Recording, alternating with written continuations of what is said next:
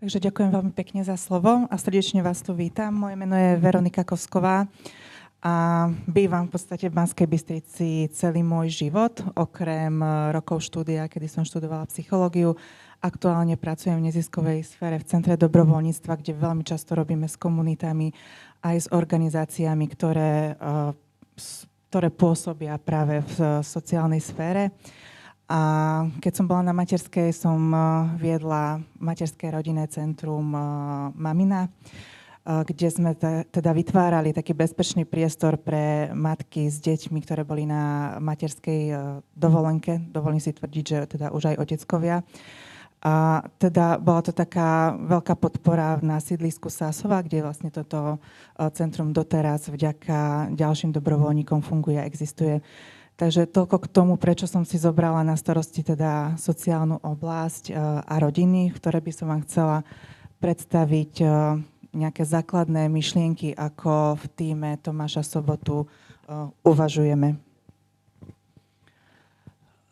Dovolím si tiež použiť teda nejaký citát, a to citát, že mesto je také silné, ako sa dokáže postarať o svojich najzraniteľnejších.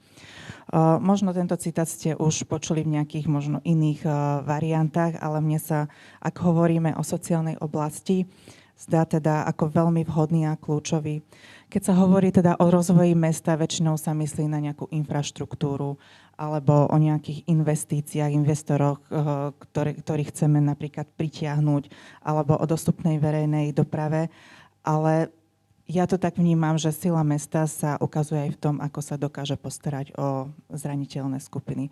O rodiny, ktoré tu žijú, o ľudí, ktorí žijú v ťažkých životných situáciách a takisto hlavne aj o seniorov, ktorým sa teda budem aj neskôr venovať v tých pilieroch. Ešte by som povedala takú základnú vec, že v sociálnej oblasti mesto vychádza zo strategického dokumentu, ktorým je komunitný plán sociálnych služieb.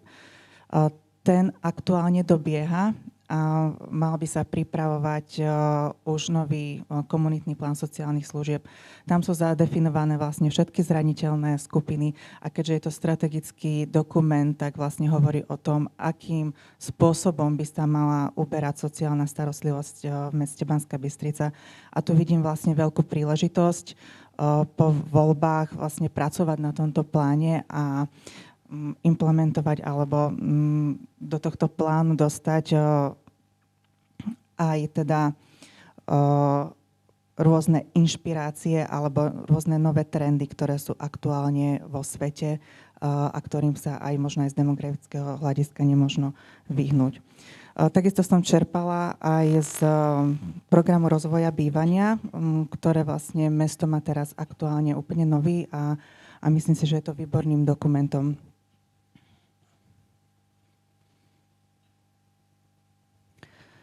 Dobre, takže aby sme sa možno držali aj tej programovej línie, ktorú máme, a teda, že mesto Banská Bystrica sa vyľudňuje, tak je potrebné poukázať na také aktuálne trendy v sociálnej oblasti a to, že populácia stárne. Je to celosvetový trend a tento trend sa premieta aj v Banskej Bystrici, teda rastie počet seniorov, ktorí potrebujú podporu. Zároveň mladé rodiny nejakým spôsobom odchádzajú z mesta Banská Bystrica, pretože bude pre nich napríklad to bývanie nedostupné alebo tie služby možno nachádzajú niekde inde. A takisto odchádzajú aj mladí ľudia. My sme v podstate univerzitné mesto, máme tu Univerzitu Mateja Bela, ale mnohí študenti po skončení teda odchádzajú, pretože buď si nevedia nájsť prácu, alebo bývanie, ktoré by ich tu nejakým spôsobom inšpirovalo ostať. Takisto aj služby pre zraniteľné skupiny začínajú byť teda nedostatočné. A zraniteľnými skupinami tým pádom myslíme hlavne seniorov alebo aj osoby so znevýhodnením.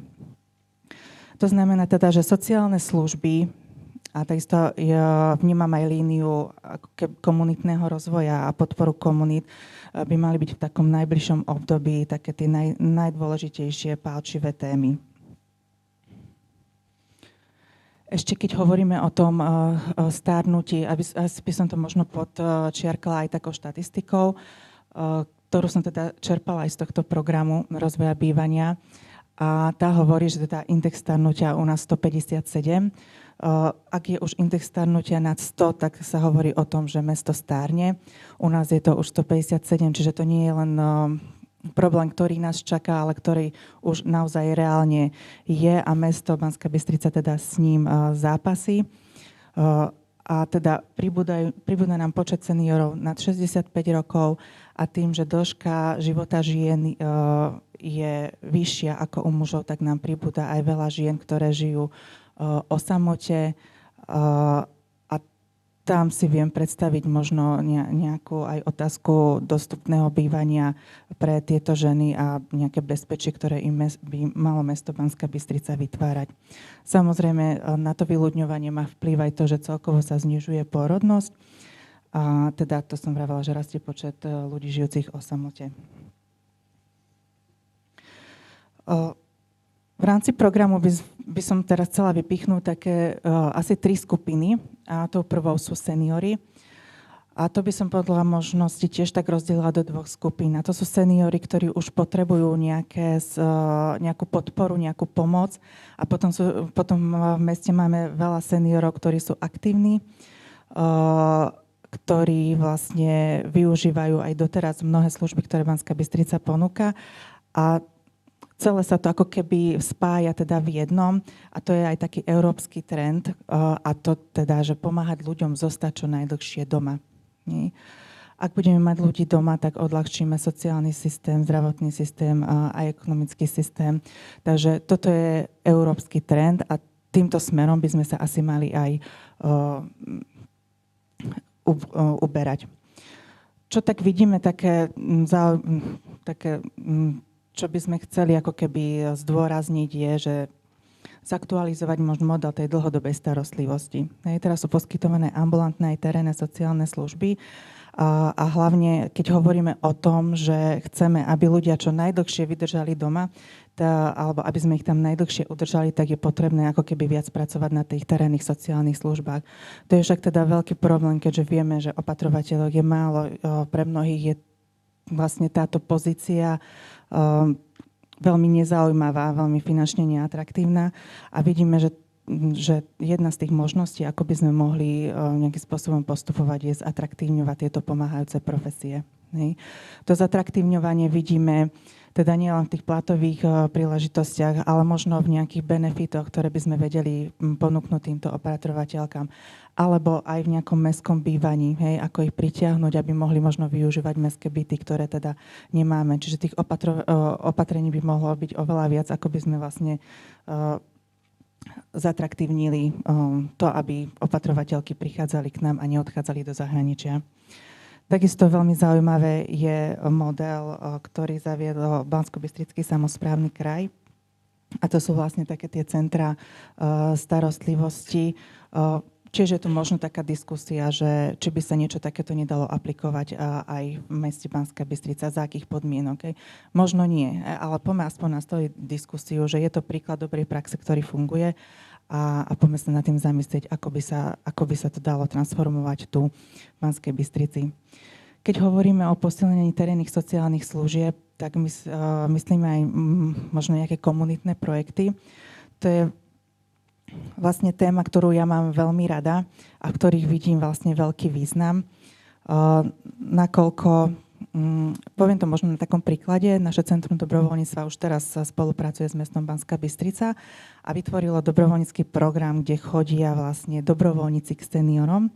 Chodia len tak napríklad raz za týždeň, ale teda je to skôr na to, aby trávili možno nejaký čas, aby po ceste ten dobrovoľník urobil nákup.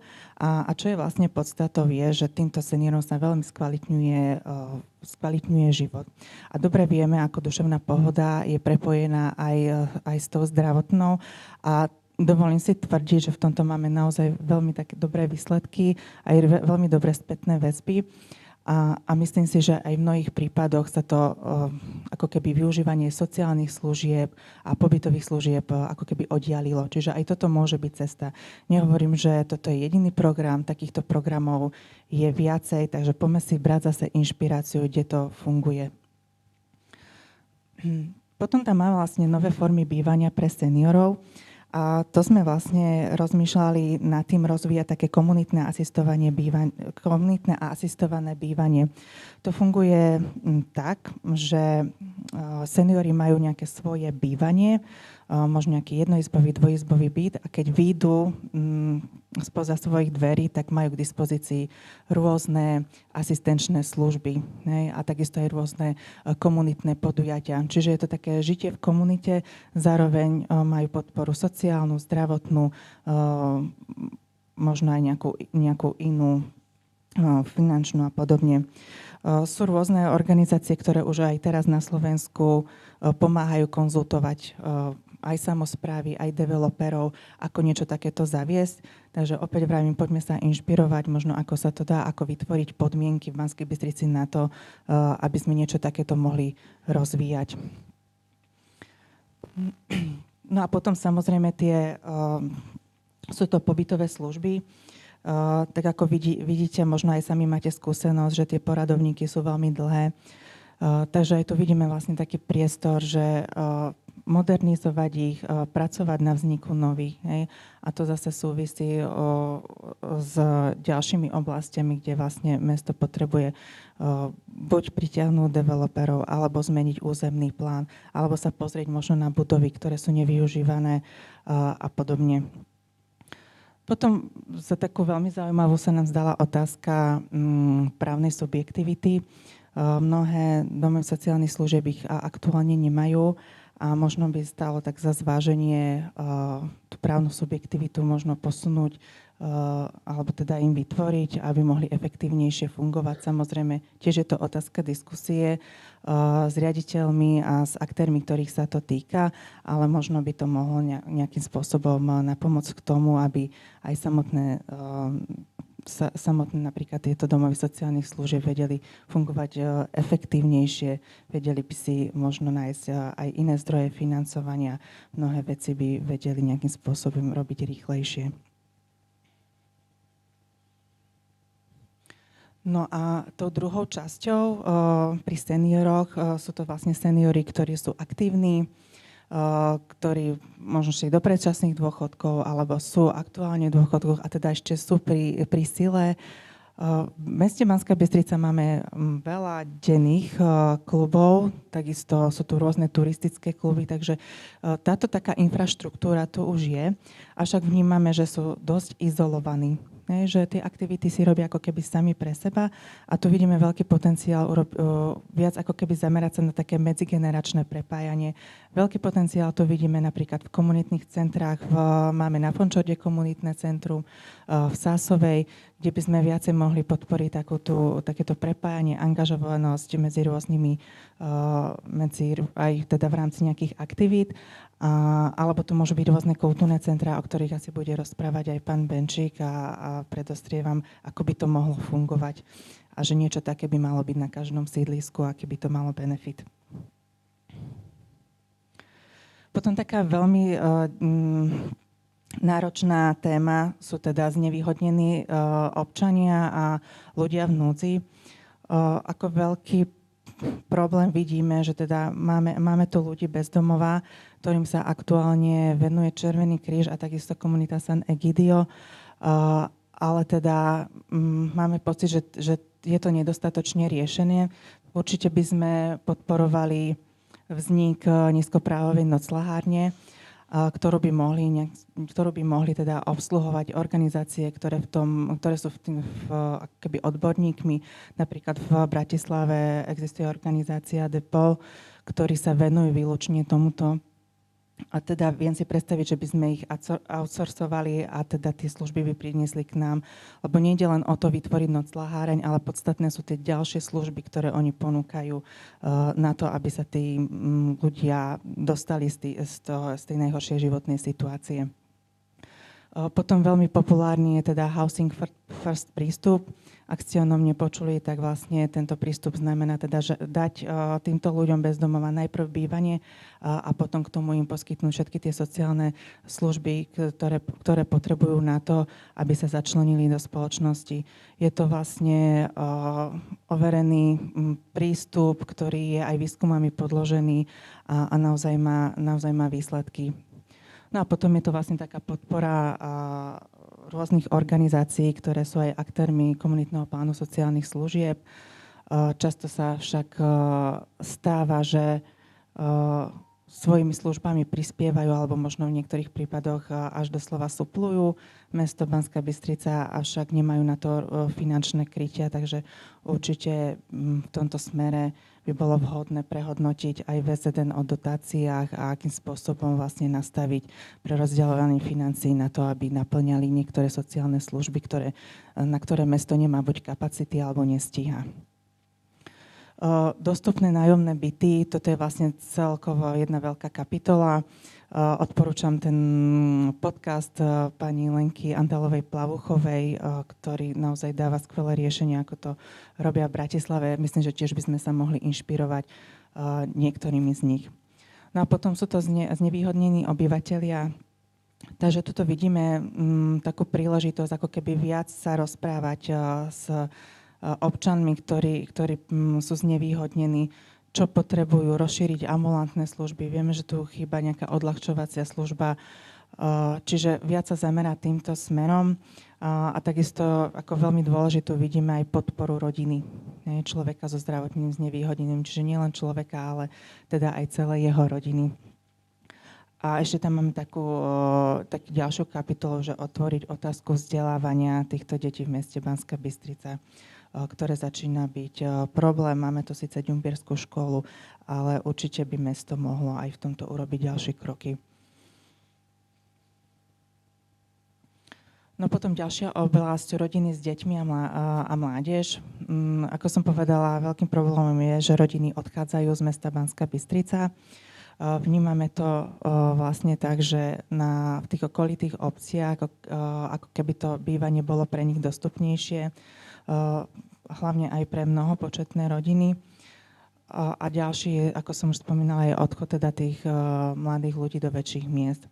Ako by sme mohli vlastne podporiť mladých a mladé rodiny, aby neodchádzali z mesta? Tak jeden z tých riešení by mohlo byť, ako už spomínal pán Svetobárčík, ako majú v Brne, teda vytvoriť nejaký systém benefitov, zliav a výhod, ktoré by mohli rodiny využívať, tie, ktoré bývajú v Banskej Bystrici. Takisto aj dostupnejšie nájomné bývanie a štartovacie byty. Tieto štartovacie byty ja vnímam tiež ako za kľúčové a aj z vlastnej skúsenosti, kedy ja sama som s mojím manželom začínala v takomto štartovacom byte, ale teda neposkytlo mi ho mesto, ale poskytli mi ho rodičia, kde som vlastne bývala úplne za základné nájomné. A v priebehu 2 rokov sme sa tak stabilizovali, že teda sme si mohli potom dovoliť nejaký úver. Bolo to bez stresov, zastabilizovali sme sa v zamestnaní, čiže naozaj vidím ako veľký benefit, ak by mohli mladí ľudia alebo mladé rodiny začínať v takýchto štartovacích bytov, hoci na rok, 2, aby sa posunuli ďalej. No a taká úplne veľká oblasť je, aby toto mesto pre nich bolo kvalitné, čiže aby bolo bezpečné naozaj, aby bolo čisté, aby sa ľudia, mladé rodiny mohli premiestňovať tak, ako potrebujú, aby to bolo efektívne.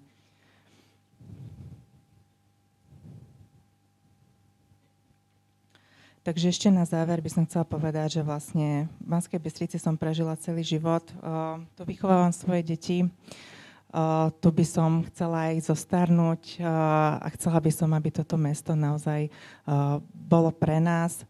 My v týme Tomáša Sobotu teda hľadáme tie riešenia, aj keď vieme, že mnohé veci nie sú jednoduché, ale sme teda pripravení vstupovať do diskusí a hľadiť smerom vpred. Ďakujem za pozornosť.